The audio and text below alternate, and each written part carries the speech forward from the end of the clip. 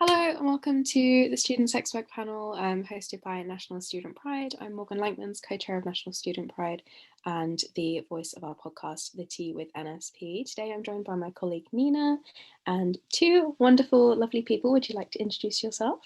Yeah, sure. So I'm Luna Minx. I am a pole dancer and OnlyFans girl.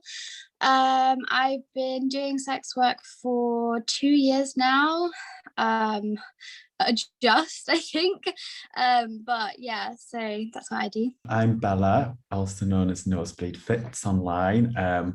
I am a former sex worker. I did it for about just under a year and recently stopped. Got some stories about it.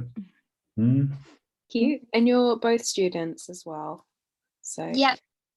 I'm not a student anymore. Oh, you're not? Not anymore, no. So if we start off with just a really quick one, how did you both get into the industry? Okay, so I know I said I've been doing sex work for 2 years. That's since I started stripping. I actually got into sex work like way before that. So I didn't like porn when I was 14, 15, starting to explore my sexuality a bit more. But what I did really like, and I'm showing my age a bit here, is I was a Tumblr girl before Instagram and before we got really big and stuff like that, before anybody had heard of OnlyFans. I used to reblog porn gifs on Tumblr. That's how I used to get off. I don't know how many other people had that experience or whether it's just me that's really weird. But yeah, literally I was 15, 16 years old, reblogging porn gifs on Tumblr. And when I got to 17, 18, after doing that blog for a bit, I was had seen some of the girls around what they were doing, and I was oh, they're really cool. I think that these girls who make their own content, it's something that I've never seen before. I didn't even think it was porn because I was oh, these are just normal girls in their bedroom making porn. But I just didn't make the mental connect. And I was because I'd been running it as a blog for maybe a year, I was well, I could get more likes and I could get more reblogs and stuff if I made my own content. That sounds like something really cool to do. So I did that when I was 18 in my first year of uni. I did a year of uni somewhere else before I went to LCF. And yeah, I didn't know it was sex work. I was just oh, I'm just taking pictures in my bedroom for fun, and a bit of money. I thought it was really cool. And then I started pole dancing that year as well. So I was really shy when I started pole dance. I literally couldn't dance. It took me a good 2 years of pole dancing as a fitness sort of the gymnastics side before I started to dance. And when I started to dance, I realized, oh hey, this is a really cool way I can channel my sexuality. And I kind of just my confidence just got way better. And I followed quite a few strippers on Instagram. This was before Instagram had terms of service that were no strippers allowed. So a lot of girls would post pole dance videos but of them dancing in the club. So I was mega inspired by that, and I had a teacher that was also a stripper in my pole studio, and I asked her about it, and I asked a few girls online about it. The funny thing actually is a lot of people say, do your parents know? And I actually told my mum before I started. I was okay mum, this is a terrible conversation to have. It was worse than the okay mum, I like girls talk. It was literally I think I want to be a stripper, and my mum was what? She was I don't think I support this. And also she was I don't think you could do it. And my sister said that as well. And don't get me wrong, my family's amazing and they're so supportive of me now, but when I first started, maybe they said it to try and deter me or something. It didn't work. But they were we don't think you could be a stripper. And I was yeah, but I kind of feel drawn to it. It's really difficult when you kind of feel a bit drawn to sex work in the same way you kind of feel really weird about it when you realize that your sexuality is not straight. You're kind of at that very first beginning feeling of hang on, the norm is what is right for me. And I was I love getting my pussy out on the internet. I think it's great, it's fun, it brings me joy on a level that a lot of things don't. So I was like, well, could I be a stripper? Like, it's not something that, it wasn't just like this idea of like what I've seen girls doing online. It was also kind of like the idea of just like dancing in clubs, because I love pole dancing. And it was, yeah, literally that I was like, well, I could try it. And I tried it and I was like, this is perfect. This is amazing. I'm obsessed with stripping. I'm still obsessed with stripping. I've been doing it for like 2 years now and I still love it. So yeah, that's how I got in. It's a bit of a weird journey, but oh, I love it. Well, I don't have as an interesting story as that.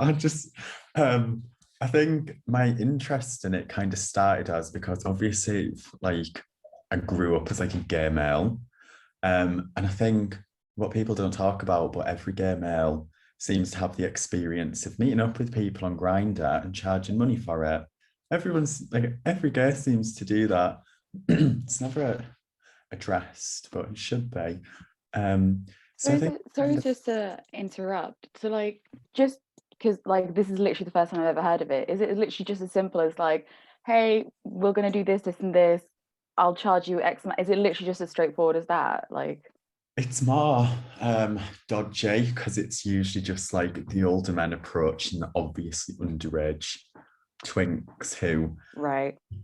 either you won't want to, or it's dodgy, so I'll offer you money to do it. And obviously, like a young teenager, you're gonna like sleeping with someone and getting paid like a nice one.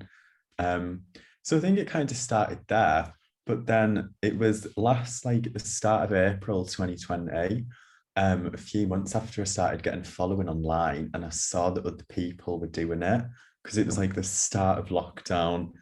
I was one of those people that started it in lockdown. Because I'd never had like an audience before, and I was like, I've kind of got this like foundation that I can like start on and then go from there. So I just initially started with OnlyFans, and then over the course of the year, I ended up with like 4 sites, just posting the same thing on all of them, but because everyone's in different sites, you use more in different places and stuff. But then I was like doxxed last month, and people putting my photos on TikTok. So I kind of saw it as like a push to stop, because I'd already been thinking about it a bit. So yeah, I'd like started and stopped completely in the past year already. I'm so sorry that happened to you. Yeah, that is awful. No, honestly, it's fine. Like, it could have been so much worse. This is just like, it was like gone within an hour and stuff. It wasn't like a bad experience compared to what like loads of other people will have.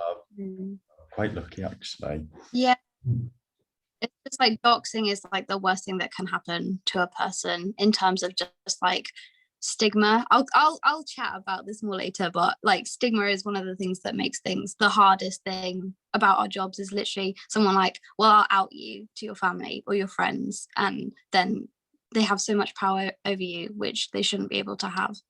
So I'm sorry. Just in like, one of the things really quickly, sorry, is that you get young girls, and I'm sure like young boys do it, but it's just from my own personal experience, when send out news and stuff like that to a boyfriend that they think they like, or a boy that they like, and then all of a sudden the boy's got pictures, and then all of a sudden it's like, oh well, if you don't want to do this and this, I'll leak your nudes. Like, the power that, even just from like people who don't work in sex work and stuff like that, the power that somebody can have just from a naked picture of you, which actually kind of is extremely illegal to then use that against somebody. Like, it's called revenge porn. But yeah, I just don't like people. I think it's rooted in misogyny, to be honest. Oh, absolutely. You're taking control of your own sex. No, I'm going to do that. Well, yeah, it's literally losing autonomy, isn't it? Yeah, sorry. Yeah, it's literally like that. Oh, you shouldn't have taken a nude picture if you didn't want it to be shared everywhere. Like, no, this is not how it works. You don't go into someone's bedroom and take your clothes off, and then they're like, okay, because you did this, I'm going to open the curtains to everybody in the world so they can see what you've done. Like, no, you're in the privacy of your own home. If it's a sexual conversation between two people, it has the same right to stay private as doing things in person, So, I mean, obviously, you've disclosed, B, there's a reason why you left. what do you think like are the largest risks associated with the industry? Obviously doxing, but aside from that, and especially from your perspective as a stripper as well, Luna. I think, see, I'm quite like, I've had quite a safe time in it, in the sense that like, before I started, I sat and thought, and I was like, if the people I don't want the most see me doing the most, am I bothered? But I'm like, it's a bit strange because I'm trans, so I don't feel as connected with this body that everyone's seeing because it's going to be changing. But I think because you have people that have full-time jobs, 9 to 5s, office jobs, like government jobs, who like do sex work on the side and they can do it anonymously. They are at such a massive risk because they could lose everything. So yeah, I don't want to comment on it too much because I don't understand too many of like, I've had like a safe time in it, you know. But yeah, I just know that it can be very bad for a lot of people who have a lot of other like factors to depend on other than sex work. And it's interesting that you say that, because in my opinion, and a lot of people would maybe disagree with this, but I think staying safe online is much harder than staying safe in-person sex work, or maybe for a majority stripping. In my opinion, stripping is one of the safest jobs you can do when you're at work, because a lot of people don't know this, but if you're working in a regulated club in England, which most people should be, I have worked in one unregulated club and the same rules don't apply in unregulated clubs, but if it's a UK licensed club, then you have bouncers and you have security and you have CCTV throughout the club in every single room. So you could do like a private dance, or you can do like a VIP dance or sit down. There's always cameras there, so no one can do anything to you that doesn't go unnoticed. Like, I mean, I've had my bra stolen before by some random guy when I was a baby stripper, and I didn't know to put my underwear somewhere where I could see it like straight away. But the security guy noticed straight away when he walked out of the rooms that what he'd done, so he brought it back to me. And it just, there is something, like, I know maybe a lot of women wouldn't be empowered by the fact that they have to call on a big strong man to help them, but it does make you feel very, very safe when you are working in a club and you have bouncers literally a couple of meters away from you, and if you don't feel comfortable doing your dance, you can just hold up your hands and you say, no, stop, you have crossed the lines, you've crossed my boundaries, because that's an important thing, is you have to know what your boundaries are. If you don't want to be touched, then you just have to say it, and there's someone there to immediately come and remove the man. And it doesn't even have to be like harassment as in being touched. It can be something as simple as someone being really, really rude to you. For example, last year when clubs were still open, I had a male and a female customer, and the female customer was very, very rude to me. She came in and she was like, you have no self-respect. And she was very rude, like just in general about me.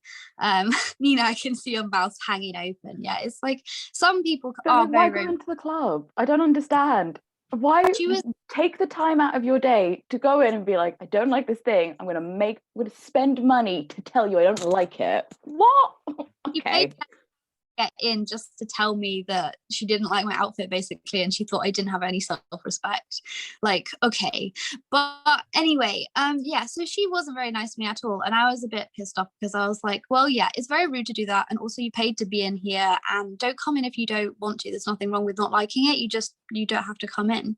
So I literally, because she was like quite rude and quite aggressive, I just told the bouncer about it, and he removed her from the club.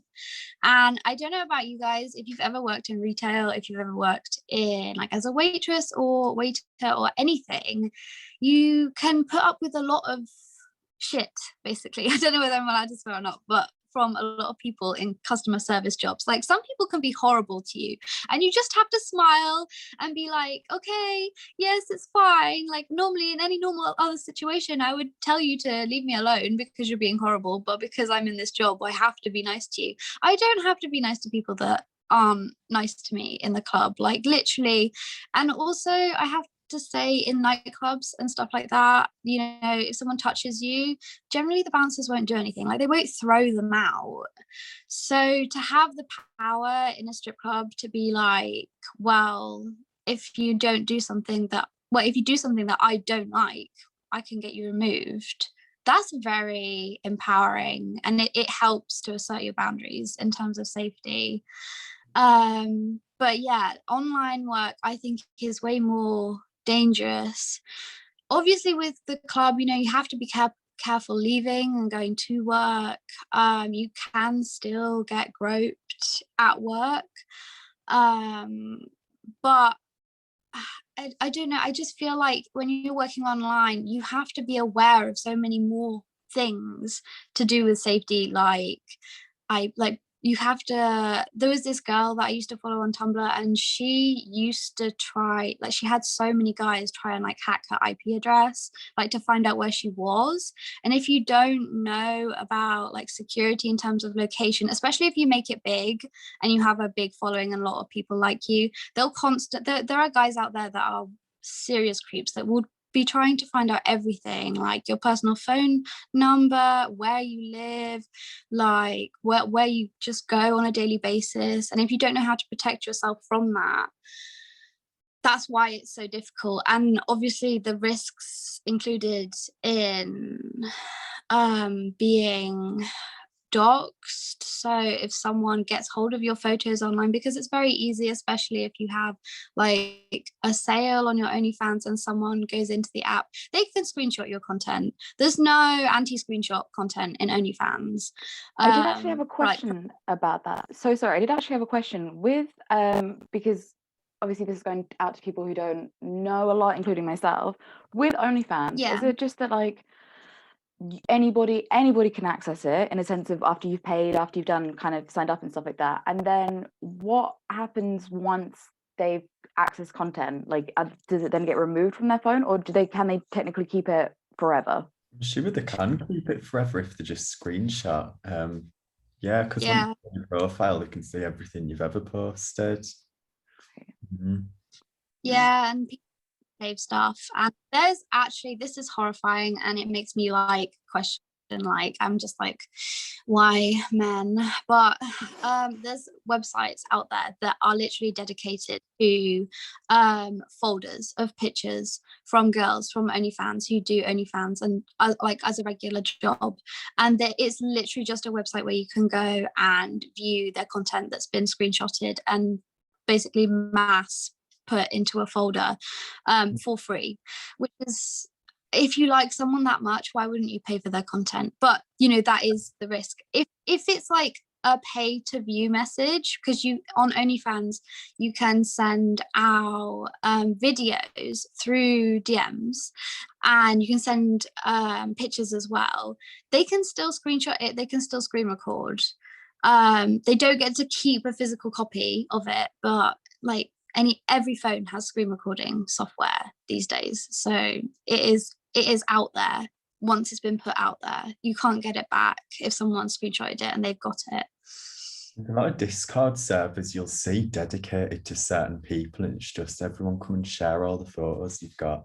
And something I've noticed, all of you might know about this. Do you guys have friends or anything that like one person will buy someone's OnlyFans, then a few people will use the login to go and have a look at it? I had no idea that was a thing. Like, people seem to do it just like it's not in a malicious way I've encountered. This is just like friends that have like, oh, I bought so and so's, and then they're like logged in. And I'm like, man, that irks me. That's like, no. Somehow, no. Yeah, just it's like the after dark version of a Netflix account. Yeah, isn't it? But at least with like things like Netflix and Amazon, they are literally billion-dollar industries. They're not going to miss my $3.99 a month or whatever it is if I borrow somebody else's. But when it comes to things like OnlyFans and stuff like that, that is people's entire livelihoods. Yeah, exactly. And also that's so much more effort. Like Big Boss Netflix doesn't do anything. He just sits there and goes, yes, I will take all of this money for myself. Whereas, OnlyFans creators can't. So no, and cut on top of that, you know? Yeah, you pay like £3 to get on someone's OnlyFans. You don't even get that £3. Just most of it goes to OnlyFans. It takes so much. Yeah, they take 20%, which is a lot. If someone tips you, like, it doesn't sound a lot if you're paying like $4 for a subscription fee, but if someone tips you $100, you only get $80. Like, that's a big cut. And then they take some from the actual payout as well, don't they? I'm getting confused with the what do you call it, currency. No, I've got friends that are sure that OnlyFans steals money when they pay you out. Like, girls that do it and they've made it big and they make several hundred pounds will go missing. And that's when they live in the US, so they don't have currency converters. Ah, right. Because I thought I'd noticed something at one point, but then everyone was like, "Oh, it's only 20%." It's like, okay. So annoying. What is it about like the line of work that keeps you in it, considering that there are, especially with online stuff, like you've said, so many dangers with it? What is it about the line of work that works for you, and why specifically do you think you both got into it, like when you were students? I think it's so nice, especially with this panel, that people are starting to realize that a big portion of sex workers are students. And that's not because students are young and crazy and stupid, to put it bluntly. I think it's because I mean, for me, like with stripping, a lot of people don't know this, but you are an independent contractor when you start working. So that means you get to choose your hours. And it also means that you don't need to go through a hiring process per se. You literally just turn up at the club and they'll tell you can either work that night or like in a few days from the point where you've turned up. So that's a godsend for a lot of students who literally just need like 200 quid to keep them going until their student finance comes in. Or if like you're working more regularly, you can just work once a week or once every 2 weeks. Or if you don't want to work for 3 months, like say you have worked for like solidly for a couple of weeks and you've got loads of money and you just want to go on holiday for a few weeks, you can go away for 3 weeks and come back and your job is still there. Because I've worked in London and in Bristol, I actually used to run back to Bristol quite a lot when I started my uni course, because it was a struggle trying to find places in London. London's not a very good place to work, if anybody's wondering, and Bristol's much nicer, much like safer, it's just more friendly. So I used to run back to Bristol all the time.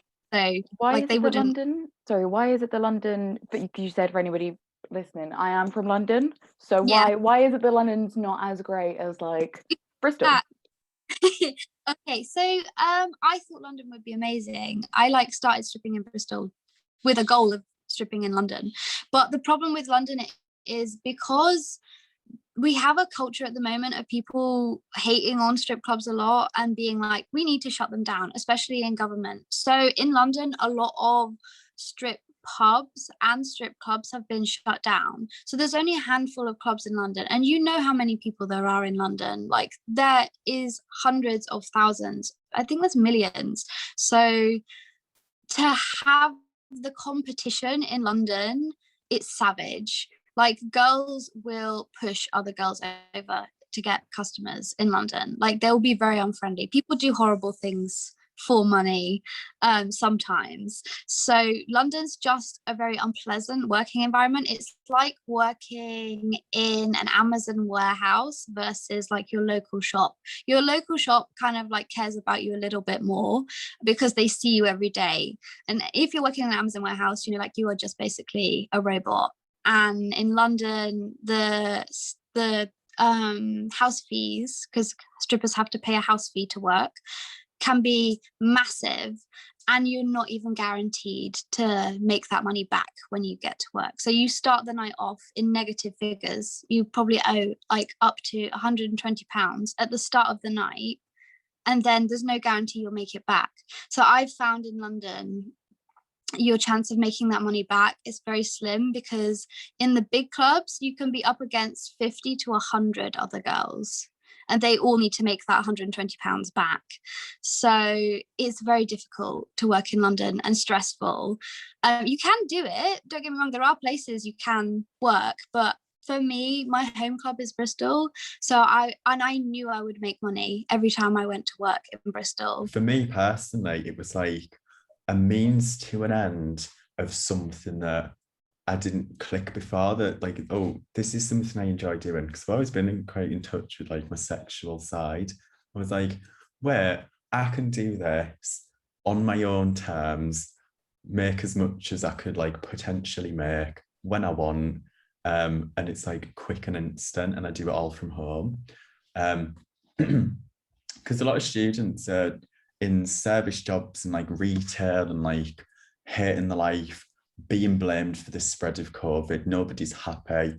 No one's financially stable. The country's just getting harder for young people. But then suddenly there's this thing that we're all doing anyway, but you can get paid for it. You can support each other. There's people to look up to.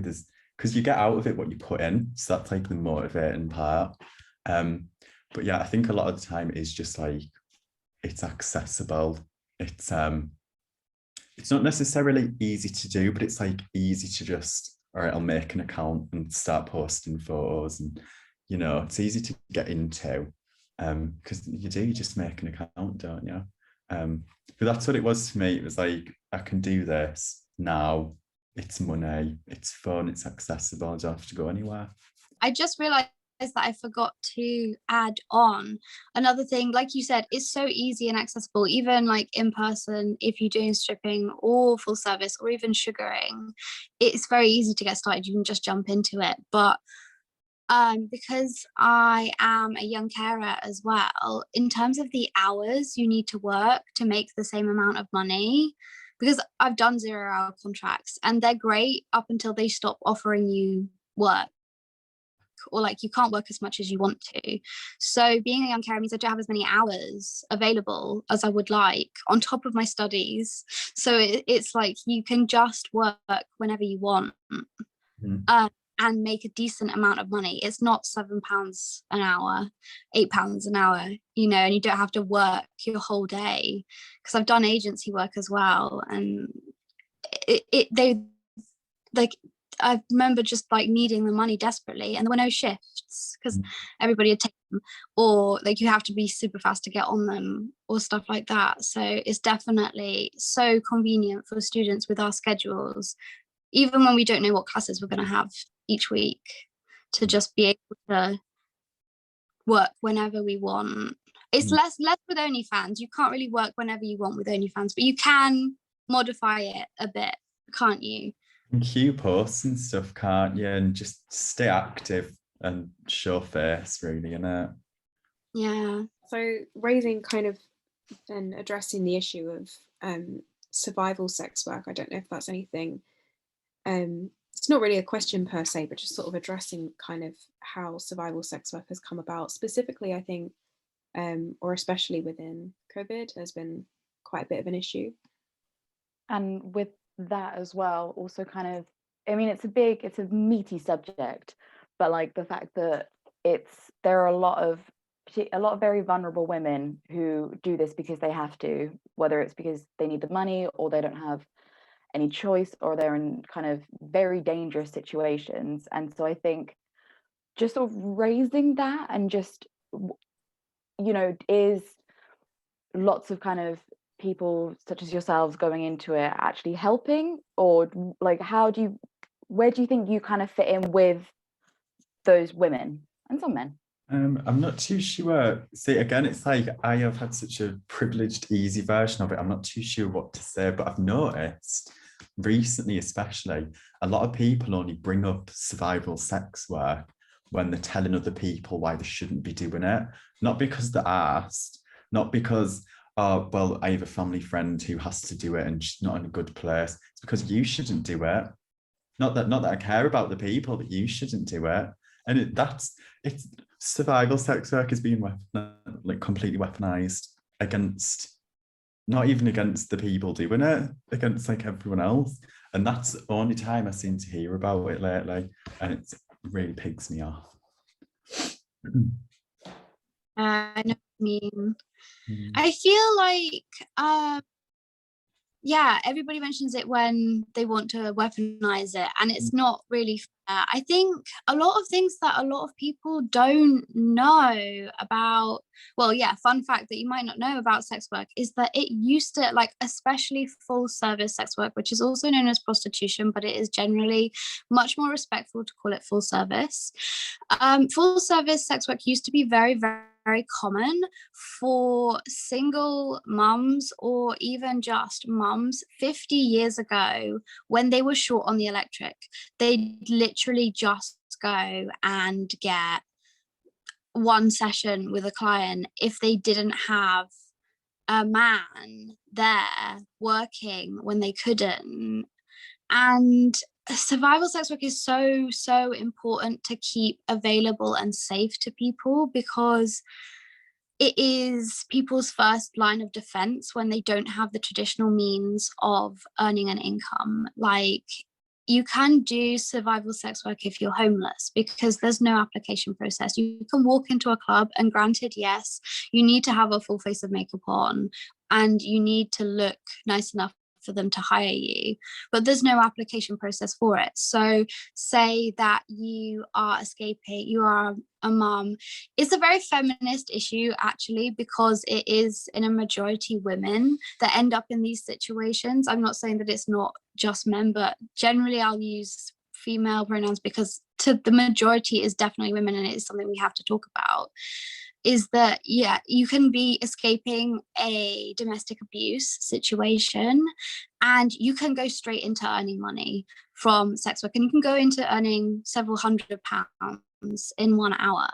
So that is an ability for people to keep themselves alive. And I think people shouldn't think about being like, oh, you know, like, it's such a terrible thing, how could you have to do this? People have to do whatever they have to do to survive, and instead of judging them, you have to make it safe for them to be able to do it. And I think either Sweden or Norway or some country similar, they have introduced this, they've introduced fully, I think they fully legalized sex work and like brothel work. In the UK, it's not illegal to sell sex, but it is illegal to work in a brothel. But the problem with that definition is that it is illegal for two girls to work together, and girls work together to keep each other safe.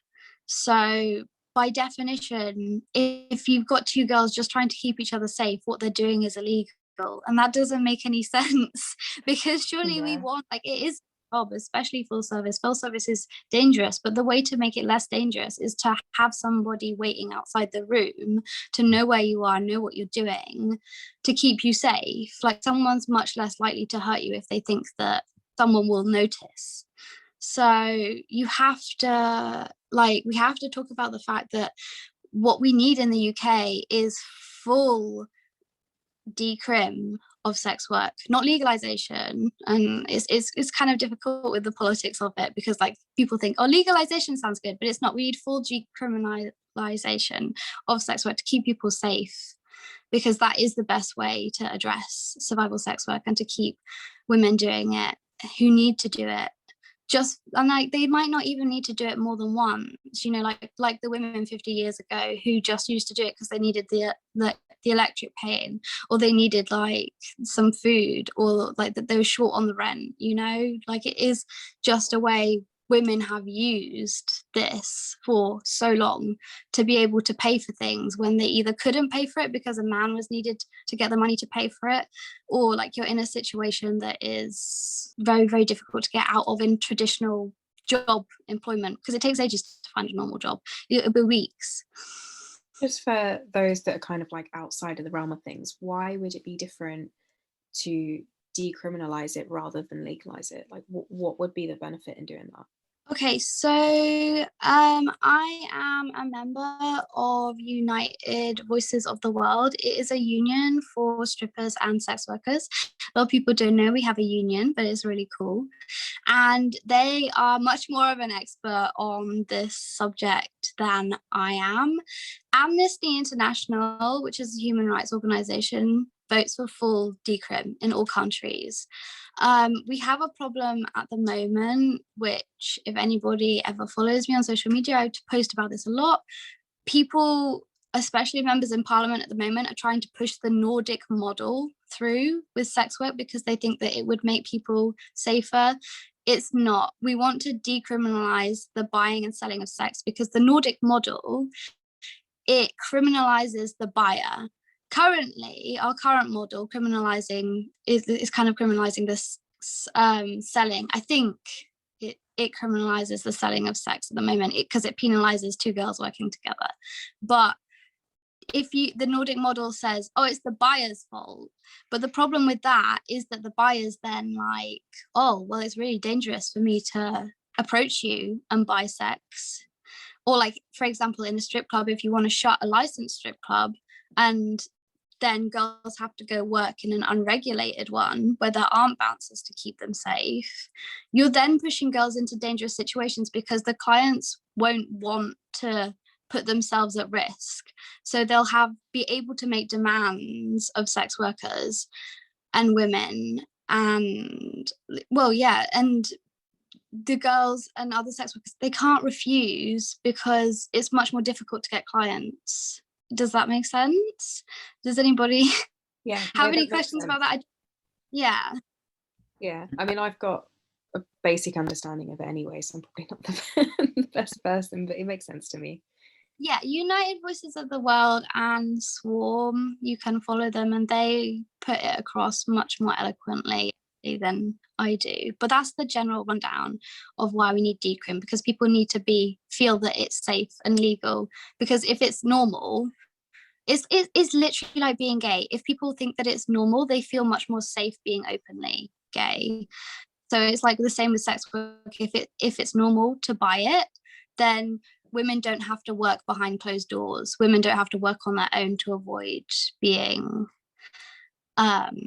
like prosecuted for running a brothel, when really what they're doing is working with their best friend to make sure that if one of them runs into a problem, the other girl's on the other side of the door that she can shout for, you know?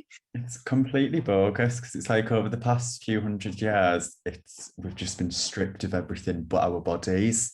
And now in 2021, when we're like, okay, so we're going to use it how we want. No, you can't. It's not legal. And every single person but us will get a say in it. You both come from two very different platforms. I think, Luna, you're largely spread over Instagram, and B, you've been over TikTok. So social media is kind of a hot topic at the moment with censorship and specifically advertising and the censorship associated with that. Just wondering if you would talk about the differences and the similarities on your platform about advertising and how much of a pain in the ass it is, basically. Well, I don't have too much experience with this, so what I'll do is I'll quickly tell you, and then you can let me know, Luna, what yours has been like on Instagram, right? Because having just the links in my bio on TikTok has had my account deleted before, and then with Instagram, posting promotional stories that aren't necessarily even that like explicit, I've had my Instagram deleted as well. So it's very strict, it seems, on both. That's my experience with them. Yeah, no, so at the moment is a nightmare because in 2018, FOSTA-SESTA passed the US, which means that US companies on the internet or like pages and stuff can be criminalized if they find that their profile is connected to trafficking. And obviously a lot of people get sex work and sex trafficking conflated. Sex work is when you choose to work. Sex trafficking is when you're not choosing to work. And because of more voices, we know that people do choose to do sex work. Some people don't, but it's not like they're not the same thing, if that makes sense. So you can't conflate them. But because of that bill that was passed, we've seen a horrific purge of accounts from the internet, and it is something that, I'm not gonna lie, has made me very, very depressed about. Like, it sounds stupid, or like, oh, it's just an Instagram account, oh, it's just my blog on Tumblr that I used to run years ago, because Tumblr was like one of the first ones that fully got not safe for work content. It's like a ghost shell. I went back a few months ago just to see how it was after, because I left Tumblr after they said that they were going to get rid of all not safe for work content, because it is a huge thing to say no nudity, no sexual activity, nothing that has naked bodies in it is allowed on this platform But anymore. did you also see that at the same time? Because I was there. I remember this like changeover, because it was when I think Yahoo bought it, and they were like, "We're getting rid of all of it," but they still had racist stuff up. They still had like homophobic. They were still Nazi accounts and things like that. That was still allowed, but women choosing to have autonomy, they were like, But yeah. All bodies choosing to have autonomy on that platform were effectively silenced on that day. And also, it didn't work, because I have heard on the grapevine that there are still there's still sexual stuff on Tumblr. It's just much more they've just have to really search for it. Figured out how to do it. So it still exists, because let's face it, this is the thing, people are like, oh, in an ideal world, there would be no sex work because men would respect women and people wouldn't buy sex. I've got news for everyone. That's never going to go away. It's always been here since the dawn of civilization. People are going to buy sex forever. In the future, and I'm looking forward to it, we're going to be having sex with like sex robots. It's going to be like AI sex or stuff like that. I mean, AI porn is like already coming to be a thing, and like, I know there's so many cool things you can do with porn. If anyone ever has the opportunity, watch Slut Ever, because there's so much good stuff about cool porn stuff that you don't even know is happening. But there is a lot of shitty things about porn and about sex, but these are things that we can change. Sex work itself is not something you can shut down. So with regards to Instagram, coming back to what I specialize in, because of this bill that was passed, things slowly started to get worse on Instagram. I literally remember a year ago, I could post a practically nude story to my Instagram story. Actually, no, I think we're going back 2 years now, because I forget that COVID's happened. It feels like it's not happened, and it's like, I'm like, it's a year ago, and then I was like, actually, hang on, it's 2 years ago. 2 years ago, I could post a pretty much fully nude picture to my story. I just wasn't allowed to actively show my nipples or my pussy. And now I have to cover my body with text, with images, with anything that, I guess, their AI's got software, recognizing software has got really good. But also, like, I've had stories removed that are literally just pictures. For example, I bought a photography book of stripping in East London in strip pubs. It's called Baby Oil and Ice, if anyone's interested. But it was literally I just uploaded a picture from that book to my story that was just a photography piece, and it wasn't even, like that naked. I did live drawing, and I posted one of the pictures of a drawing of me to my story. Both of them got taken down, and it was like, this isn't me being like actively promoting my sexual services. This isn't me soliciting anybody from this. I was just like, oh cool, look at this on my story, like, this is a cool thing that is mostly nude, but it just gets taken down. And honestly, seeing so many people that I admire being silenced repeatedly, having accounts deleted, like one day somebody that I really admire, and they've been working in the industry for years, and they have so much content, they'll have years of content on their pages, and it's just all gone. It's all taken away from them, and there's no way to get it back, because Instagram has no features on it to contact people properly. like a customer service thing. You're just screaming into the void, like emailing into the void effectively. I know TikTok's really bad because I can't even post pole dancing videos to TikTok without them getting taken down, and that's literally just me dancing. Like, that's me enjoying my sexuality for myself. Yeah, I'm posting mine, but why shouldn't I? And I'm just having a good time, or I'm literally just, like doing like a flip or something on the pole, and I can't put it up because 90% of the time I won't wear shorts that cover all of my ass, or I'll wear a bikini top or something like that. But that's what gets me taken down instantly. So TikTok I don't like purely because I haven't managed to successfully be able to put anything on there yet without them being like, your video violates our community guidelines. Instagram's slightly easier to work when you know how to work it, but it is dire, if that makes sense. Like, it is also, I'm gonna just be dramatic here, but I don't actually think it is that dramatic. It's violent to tell somebody that their body violates community guidelines, because there's plenty of non-sex work pages on Instagram that get shut down. Like, small lingerie companies can't promo with pictures of people because of women wearing their underwear, because that's not allowed.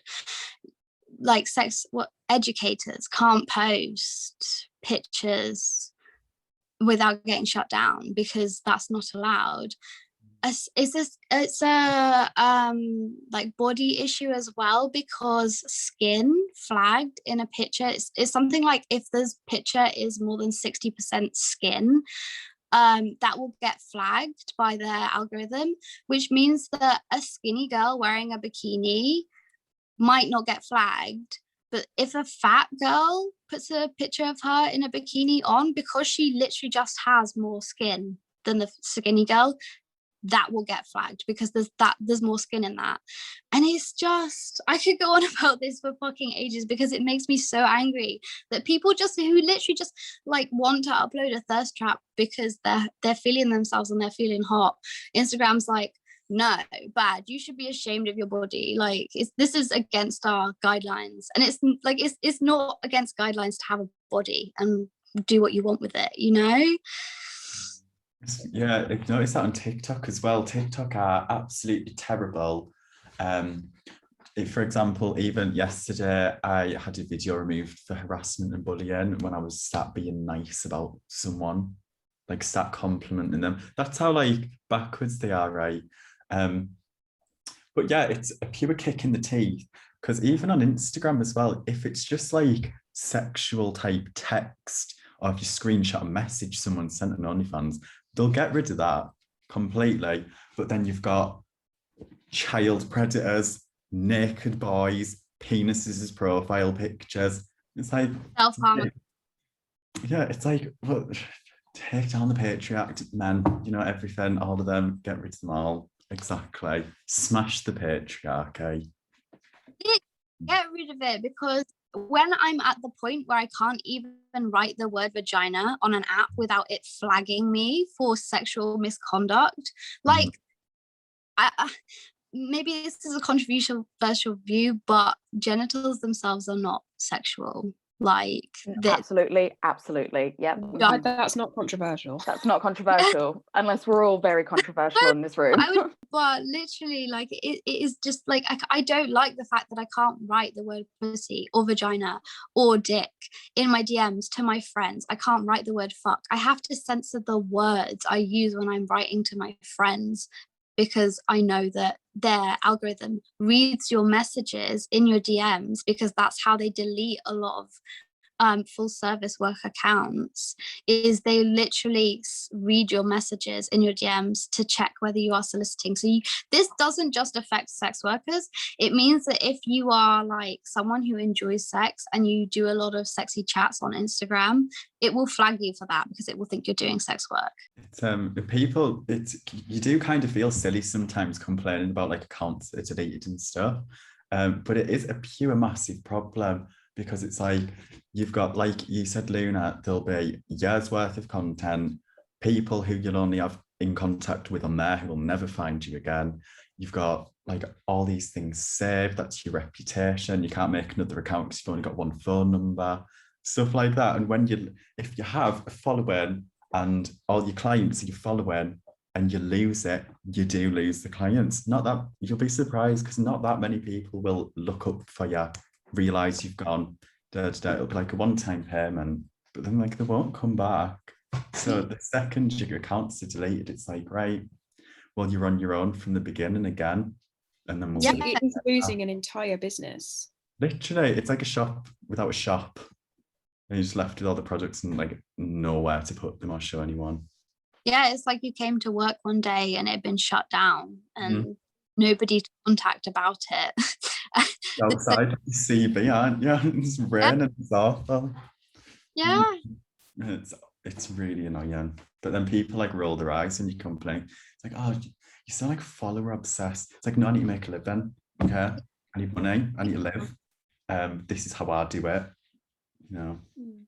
I think kind of going off the whole social media thing then, OnlyFans has obviously consumed a lot of the industry within COVID, and there's been a lot of people that have set accounts up, like yourself, B, during COVID. What is that like for people that have been in it a little bit longer, and what is life going to look like outside of a pandemic? Do you reckon people will stay on? Or I meant to start an OnlyFans just before the pandemic, because before OnlyFans there was Snap. Snap's still a thing, but Snapchat, again, not sex worker friendly, regularly shuts down sex workers accounts. So people, like, even on like Tumblr, people would sell private blogs, but they would also sell their Snapchat. So obviously it's difficult because with OnlyFans there's been a huge influx of people. But the thing is, because if people don't know this, OnlyFans is very, very difficult to work and maintain, because you have to be constantly working. In my opinion, OnlyFans is a full-time job, not just a side hustle. And yeah, because of people, like, lots of people might join, but the thing is, when they find out that they actually have to work for it and they can't just sell feet pics, I'm sorry guys, you can't just start an OnlyFans for your feet. People will not buy pictures of someone whose face they cannot see, or they might do, but you can't make a lot of money out of it. Like, so people who just got into it because like OnlyFans has become really popular or because of the pandemic, they won't stay very long. As for people who are serious about it, life after the pandemic, I don't really, it's really difficult to know, to be honest, because people say life after the pandemic like it will be like drastically different. I think, in my opinion, things will be different to how they were before. Life's gonna have changed a lot just from the pandemic, and I'm not really sure how it will have changed yet. It's still gonna be a thing because, like I said, it's always gonna be a thing in one way or another. Snap was the thing before OnlyFans, and there will be something after OnlyFans, hopefully something that is sex worker led and doesn't charge a fuck ton of money for you to work from. But yeah, I guess a big problem that we faced during the pandemic on OnlyFans, and you'll probably agree with this, Bella, is people coming on, like celebrities, gentrifying sex work. Ruining it for us. Yeah. Just where basically, if people haven't heard, quite a lot of celebrities such as Bella Thorne have decided that, because this is the interesting thing about sex work, is people are obsessed with it in modern culture at the moment. Like Y2K aesthetics in particular stem from sex worker aesthetics, and sex worker aesthetics influence a lot of popular culture. They influence a lot of like high fashion, like even like Dolly Parton is very famously quoted to have said that her look is literally based on the town's full service sex worker. People love it, but the thing is they don't love sex workers. So only lots of celebrities are like, oh, you know what would be really fun is if I started OnlyFans and I made hundreds of thousands of pounds, millions even, or dollars, since it's in dollars. But the thing is, they're celebrities. Like, sex work is and has very like always been a way for working class women, men, and non-binaries to make money in situations where they'd need it. But as like someone, for example, who is like Bella Thorne, who is I think she's a Disney, like she's a Disney sweetheart. She used to do Disney when she was younger, or she was on Disney channels or stuff. But she's going on and she's like, for people who haven't heard, she sold a picture of herself when she was 3 years old lifting up her dress for $200 per person, and she made millions off of it. Not only is that hugely fucking problematic because it just kind of like feeds into the stereotype that sex workers are scammers, but it's the fact that she was just like, you know what, I want to make an OnlyFans and I want to like, she doesn't like take it seriously at all because she doesn't need the money at all. Maybe I'll get hate for saying something like that. Just to clarify, when you say a 3-year-old picture, you don't mean she's 3 years old in the picture? I was 3 years old in the video because it was like a baby, like a little toddler. It was a video of her literally when she was 3 years old lifting up her skirt and her dad or mum or grandma being like, oh Bella, don't do that, you know, like that's naughty, put your skirt down. And she's fully naked underneath it, and she sold that to people. I honestly don't understand how they didn't remove her immediately for that, because that violates OnlyFans guidelines straight away. The idea that sex work is really glamorous is pushed a lot, especially with OnlyFans. A lot of people are like, oh, you know, like even with Meg Thee Stallion, I love Meg Thee Stallion. I think she's amazing. But with her song that popularized OnlyFans, people think they're going to make loads and loads and loads of money straight away from it. But the sad fact of the matter is, if you don't have a big following already, you will not be making millions on OnlyFans straight away. It will take you months to be making a couple of thousand. Like, you'll be stuck at a couple of hundred for the first couple of months, because it's hard, it's saturated, you know, like. But like, these celebrities are like, oh, I'm going to start OnlyFans because it's going to be so glamorous because I'm going to make so many thousands of pounds. But that's not the reality for everybody. Isn't it? Because even with me, I have a few 100,000 followers. I've never made more than £2,500 British pounds off OnlyFans. That took me from April to December to get that.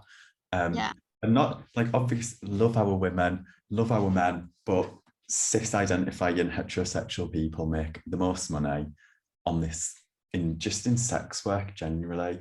Not to like love our women, but it's the cis hair, blonde hair, blue eye, big boobs, or it's the muscly men. And it's like, oh, because people think, oh, I'm a student, I have no following. What I'm going to do is I'll make an OnlyFans, I'll post no photos on, I'll put my price at 50 quid and everyone will be flooding me for feet pictures. It's like, no offense, but no, if you know one, then you start and just continue. Do you know what I mean? No one's going to pay 50 quid for like, not even 20 quid for like a subscription to an account with 3 posts and no pictures. Like, no, literally. It's just so time consuming as well, isn't it? Because me getting doxxed, that wasn't the reason I finished.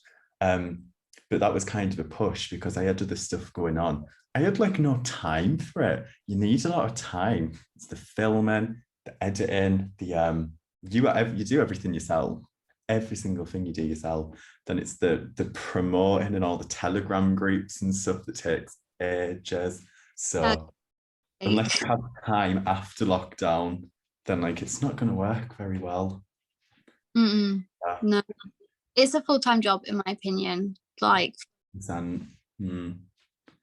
It is. I think one thing that you'll be particularly hot on, Luna, that I think we've discussed before, but recognizing the difference between pole dance and stripping, and learning where the history of it comes from. I think, again, it kind of plays off of the whole Meg Thee Stallion thing, but I feel like it's such a prominent issue at the moment. And I started pole at the beginning of the lockdown, so it's been a very quick pickup for me to learn all of it, but outside of the perspective, I wouldn't have had a clue. Yeah, oh my gosh, there's so much to say about this. So yeah, a lot of celebrities now as well, this is the thing, like, just have like stop and look at a lot of things that a lot of celebrities do. You will see undoubtedly some connection back to sex workers. For example, even Kylie Jenner has worn stripper shoes in photo shoots and stuff like that. People are obsessed with it. So celebrities doing like pole dancing videos now. Who's seen the Lil Nas X new video? It's amazing and I love it so much. I love him so much. It's great. All my friends have been raving about it, all the pole dancers and stuff. It's so cool to see pole dance in the mainstream, like the film Hustlers, where J-Lo learned how to pole dance, and there's other music artists as well, like FKA Twigs actually did like a pole dance. She's a pole dancer and she's done pole dancing in her music videos, and this is great. Like, I love it because pole dancing is an amazing art form and sport, but the problem comes when people are like, so the easiest way to put it is that pole dancing is like the exciting, glamorous bits of stripping, but without any of the stigma. So you go to a studio and you can wear stripper shoes and you can wear lingerie and a tiny outfit and you can like learn how to dance sexily around the pole. There's all different kinds of pole dance, like there's gymnastics based pole dance as well, but in a lot of studios you'll still have the option to learn how to dance, and dance obviously originates from the strip club. Now there's, even in the like pole world, there's a lot of people who, especially people who just like the gymnastics, sports, fitness side of pole dance, will be like, oh, pole comes from Malakam, which is a Chinese pole dance art form. It's not from strippers. We don't learn it from strippers. But then I'm like, you are dancing on a metal pole with barely any clothes on. Malakam is basically like a wooden pole and you need to wear clothes on it, because if you didn't, all your skin would be ripped off. But stripping in studios as we do it, if you're not dancing on a wooden pole, if you're dancing or even just like throwing yourself around on a metal bar, that comes from strippers.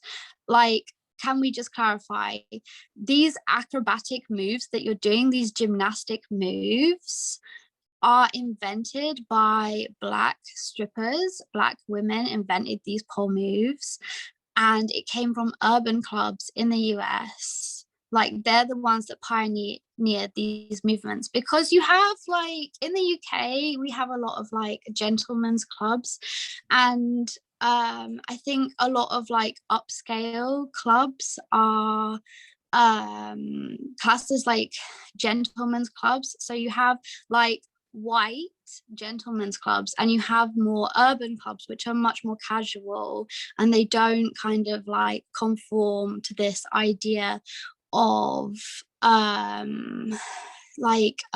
traditional femininity, if that makes sense, in the sense that you have to be very quiet and calm and you appeal to a very like old white man kind of customer. Urban clubs are clubs where girls can wear bikinis and they can throw themselves around the pole and people will make it rain. People don't make it rain in gentlemen's clubs, especially in the UK. So in the white gentlemen's clubs, strippers would dance around the pole, but they would mostly like flow around the pole, because they, and still are today, like in Bristol, we have to wear dresses. You have to wear long dresses for the first part of your shift, which you can't go upside down when you're wearing a dress on the pole, because you need like, and they wear like lingerie. And we do like VIP rooms where it's lots of like sitting down and chatting and entertaining your old white middle-aged man clients who have lots and lots of money. But yeah, so in urban clubs where Black women are like wearing bikinis so that they have lots of skin contact on the pole and are throwing themselves up and down and twerking and splitting on the floor and doing all of these crazy movements, that's where that originated from. And you can't say that it comes from a Chinese art form, because that's erasing sex workers from the thing that you are doing, which is more of a problem than people think, because when you start erasing us from the conversation, it just makes the stigma worse. Because I did this, I'm guilty of this. When I started pole dancing at a uni society. So I was like, well, I'm not a stripper, I'm just doing pole dancing. But the problem with being like, well, I'm not a stripper, is that you imply that there's something wrong with being a stripper and distancing yourself from stripping. I'm a stripper now, so like even I did it. So there's like, some people do it just because they don't know, and there's nothing wrong with that. But it's so important to be like, yeah, strippers curated this sport, like we have them to thank for it, because without it, you know, like you wouldn't be able to go to pole class, you wouldn't be able to wear 7-8-inch shoes, which were not just pioneered for strippers. Actually, please, the shoes who make like the stripper shoes that everybody loves were also made for drag queens. Fun fact. But yeah, so those like that are our shoes, and then our poles, and like girls will even wear lingerie to pole classes, a lot of pole wear, which is very expensive, and you don't need to buy it if you want to do pole, but is made for poles. Supposedly it imitates lingerie, so you can have all of these things in a ball, but then you can also be like, well, I'm not a stripper. And it's like, you look like us, you just don't do the hard grind of a 7-hour shift in those heels, you just wear them for an hour to your pole class.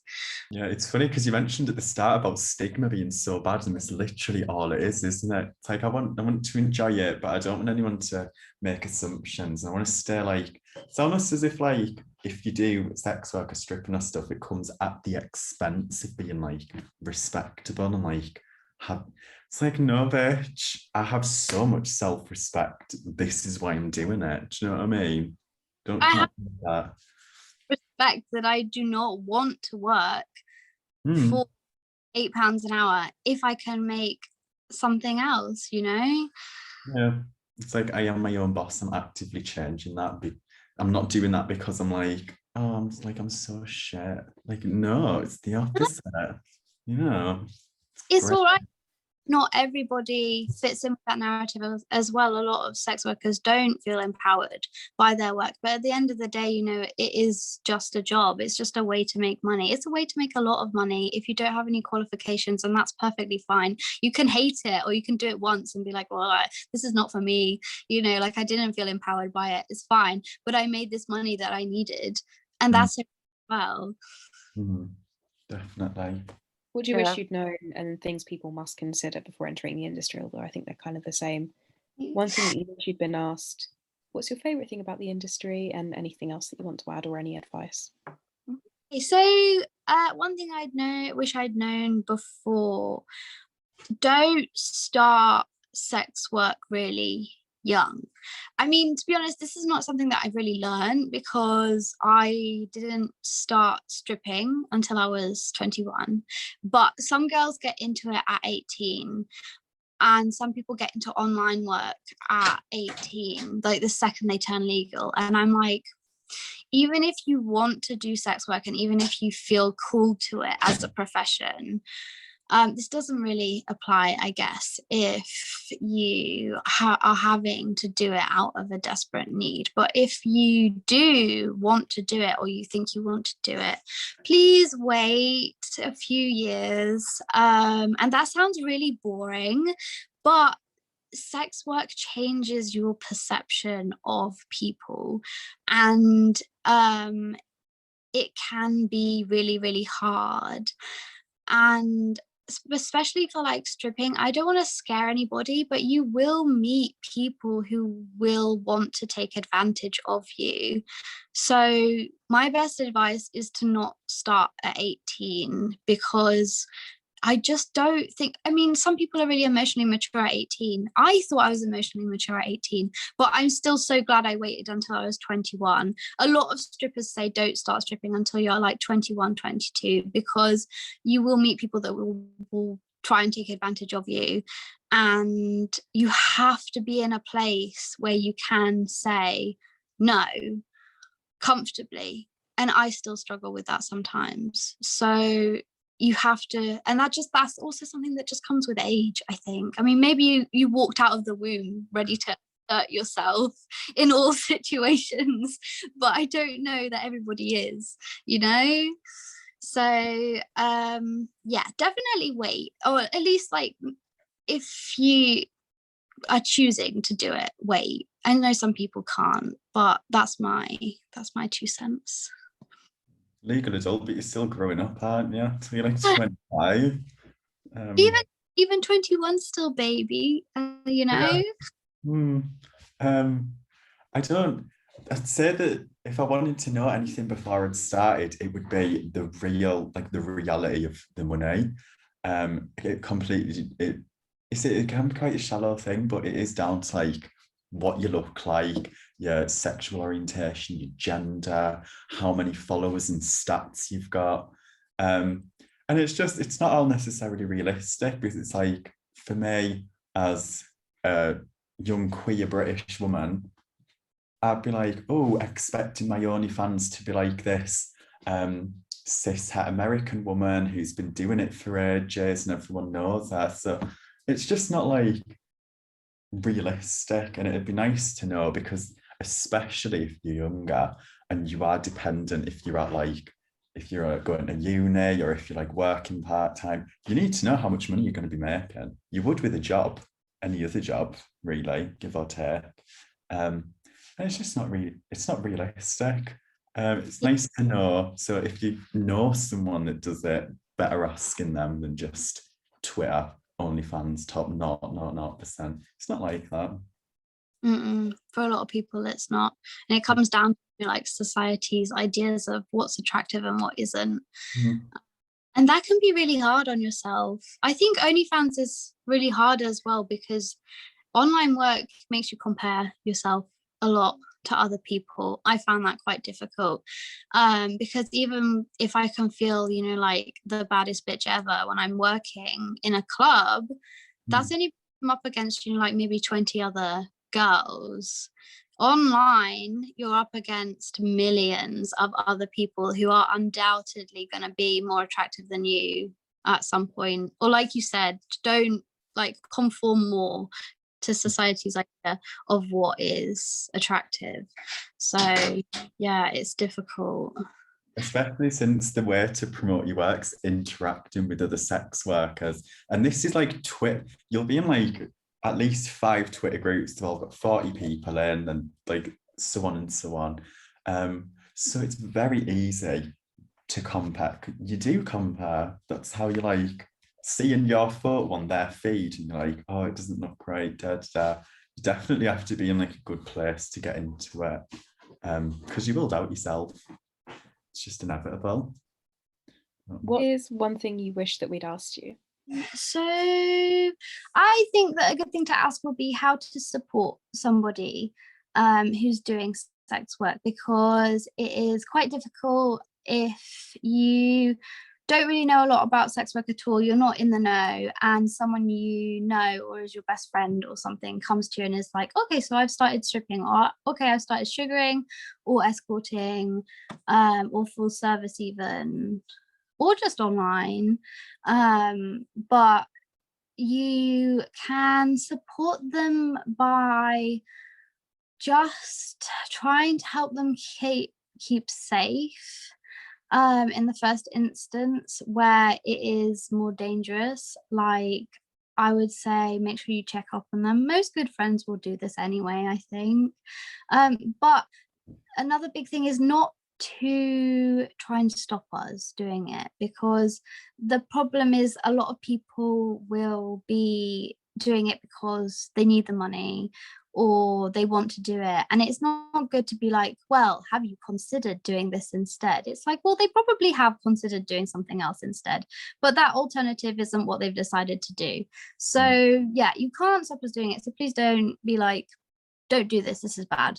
Another thing that I really hate is to not judge us if we have a bad day, because sometimes I will want to come home from work, and my partner and my family are quite good at this, so I'm very, very lucky, but it's like my bad day at work might involve getting groped, and it's not helpful for someone to turn around when I was like, oh, I had a really bad night, you know, like the men were really sexist, someone was really nasty to me, or like, oh, someone groped my boob, and then for them to turn around and be like, well, you shouldn't be doing this job. Like, that's not helpful to me. It doesn't make me feel better, you know, like, and it stops me want to talk to them about it and share about my day, because I'm like, well, they're just going to judge the fact that I'm doing sex. When you don't come home from like being like a waitress and be like, oh, I had a really bad day, someone was really rude to me, and someone doesn't turn around and go, well, why are you a waitress then? You know, like, people being mean or nasty or sexist or even like groping you is not a guaranteed part of our job. It's not something that we have to accept as part of our job. So yeah, it doesn't help to just try and be like, well, don't do it then, because it's too late, you know. It's that whole like, get a real job. Yes, don't even get me started on that. It's a real job. It pays the bills. That's real. What about you, Bea? What do you wish that we'd asked you? The questions have been great. It's not something I'd wish you'd ask, but I feel like I can offer a perspective from a trans person doing sex work, because I have a lot of other creators that are trans that message me and they're like, I want to do this, but I have like really bad body dysmorphia and stuff. So I'd say you really do need to consider it, especially if you transition or if you're just like gender fluid, if you anything surrounding your gender, or if you're questioning that. I'd like double question doing sex work, because at the end of the day, you just have to be prepared for there is going to be people that you do not want having your pictures that will save your photos to the phone and have them and use them forever, however they want. Just got to be ready for that, especially photos, because I'm not like, I don't have body dysmorphia or anything. I'm not uncomfortable with my body, or like, which is quite, I think it's a funny one, because I think it comes from knowing that my body's going to change. So that was kind of like my reasoning for doing it, and the more into my transition, get the more private I feel. But it's just something to think about, because it's so different for every single person. Obviously, like, body dysmorphia is very common in like trans people, and gender dysphoria, and just there's a lot to think about. So I would like, I mean, if you want to go for it, that's absolutely great. You just need a plan, because it'll stress you out. One day someone will be like, have your naked photos on the phone, like, is this you? Is this you from back when you had these parts? It's like, will you be able to handle that if it happens? You know? Yeah, for sure. Thank you, Lena. Yeah, You're welcome. Thank you both so much for coming on. It's been Thank you for having me on. It's been lovely to speak to you and to meet you, Lena, actually. Yeah, it's been so lovely to meet everybody, and I'm honestly very, very flattered that you'd even ask me to talk for this. So yeah, thank you for that. Thank you for this opportunity, and the experience has been lovely. And I will hopefully see you all at the rest of the week, and Luna will also be performing in our cabaret. Yeah. Well, it'll be this evening, so Yes. Yes. So exciting. Thank you so much, you guys.